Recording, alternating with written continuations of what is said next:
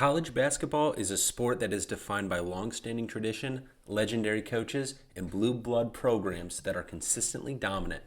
When looking at the list of all-time winning programs, the top of the list is as expected: Kansas, Kentucky, North Carolina, and Duke, in that order. But the fifth team on the list is one that would come as a surprise to many. What if I told you that this program started playing basketball before the programs ranked ahead of them? What if I also told you that this program is located in Philadelphia and not named Villanova? Well, it's time to talk about a college basketball oddball, the Temple Owls.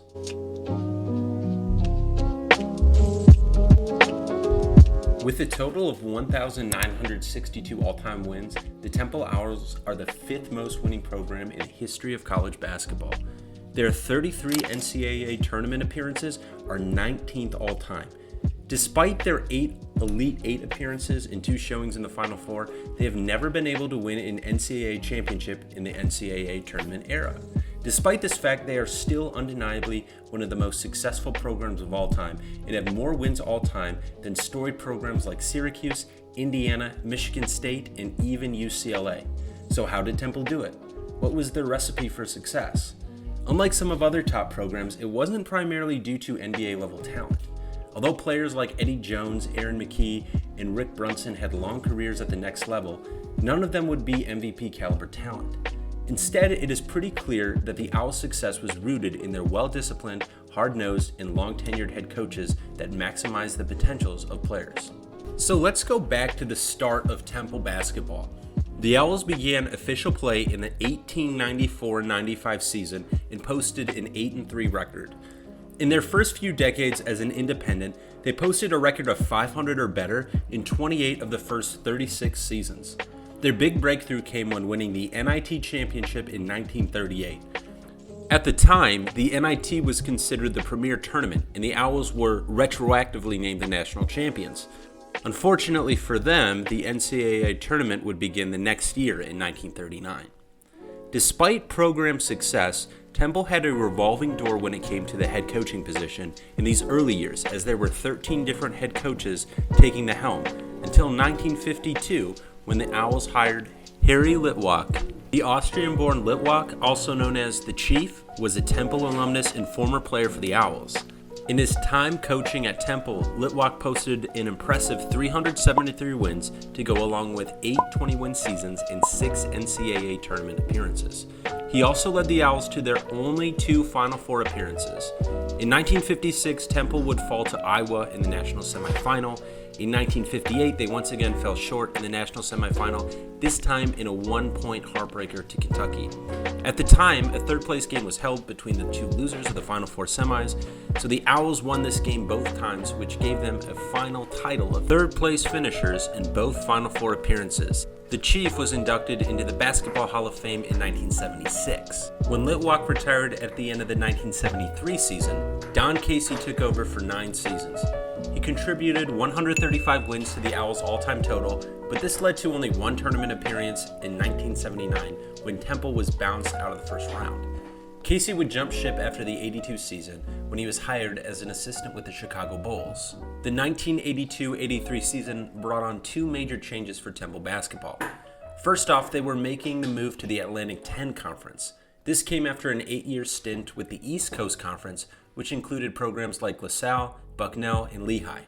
The jump to the A-10 meant an increase in competition, as schools in the conference at the time included West Virginia, St. Joseph's, UMass, and Penn State. The second change, of course, would have to be at head coach, and boy did they hit a home run with the man they hired to lead the Owls into the new era. John Chaney was hired to take over the Temple basketball program after his success at the fittingly named Division II Chaney State. As a coach, Chaney was known for being a hard-nosed, tough coach that demanded excellence both on the court and in the classroom. Under Chaney, practices were held at the crack of dawn. A smothering matchup zone defense was imposed on opponents, and a tough non-conference schedule was built annually to sharpen the Owls before conference play. All of these tactics worked. Over 24 seasons at Temple, Chaney acquired an astounding 516 wins, 17 NCAA tournament appearances, and 7 regular season Atlantic 10 championships.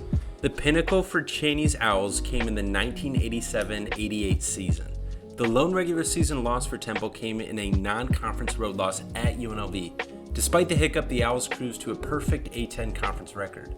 This led to a number 1 ranking and allowed Temple to claim the top seed in the NCAA tournament.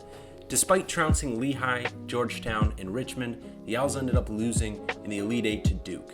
But Chaney wasn't done, as he continued to lead the Owls to a total of 5 Elite Eight runs.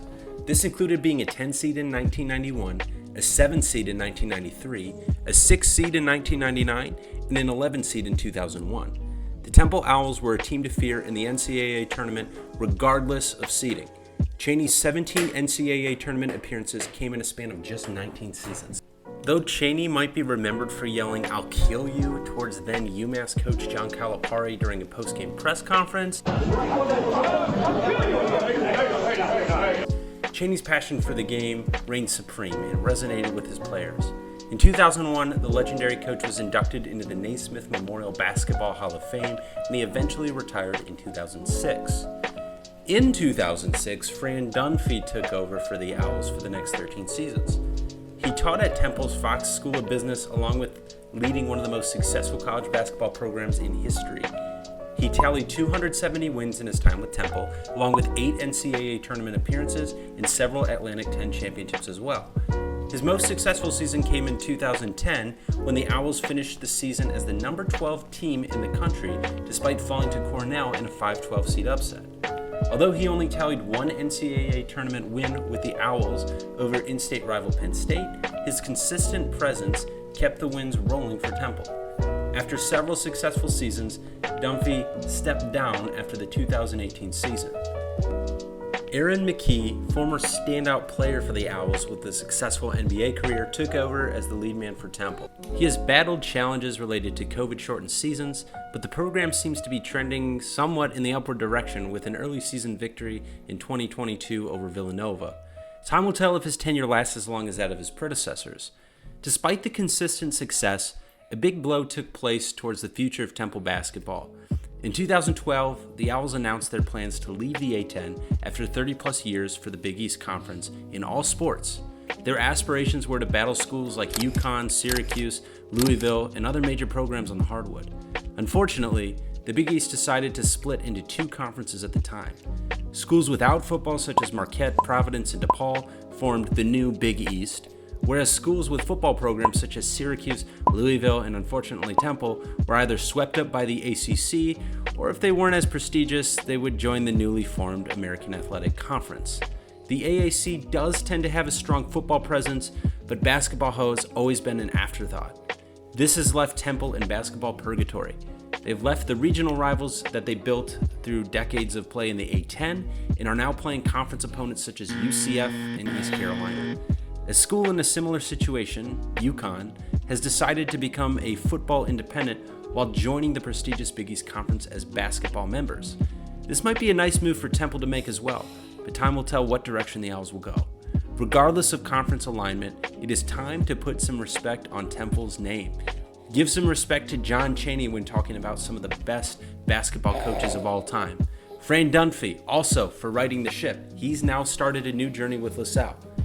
In general, Temple is a rich program, and they have absolutely earned their spot along elite college basketball programs, even if they are a bit of an oddball.